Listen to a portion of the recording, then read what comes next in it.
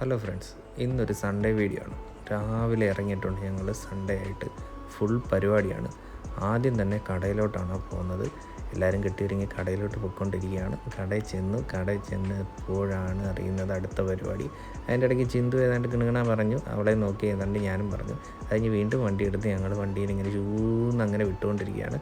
അത് കഴിഞ്ഞ് ഞങ്ങൾ ചെന്നത് ഓച്ചറയിലാണ്. ഞങ്ങളുടെ ഒരു ബുട്ടീക്കിൻ്റെ ഉദ്ഘാടനം ഉണ്ടായിരുന്നു. അവിടെ ചെന്ന് കുറച്ച് നേരം കറങ്ങി കുറച്ച് സാധനമൊക്കെ മേടിച്ചു. അതിൻ്റെ ഇടയ്ക്ക് രാമു അവിടെ കിടന്ന് എന്തൊക്കെയോ നോക്കുന്നുണ്ടായിരുന്നു, ചാരുവിനെ നോക്കുന്നുണ്ടായിരുന്നു. അവിടുന്ന് ഞങ്ങൾ ക്ഷീണിച്ച് വീണ്ടും ഇറങ്ങി വണ്ടിയെടുത്തു.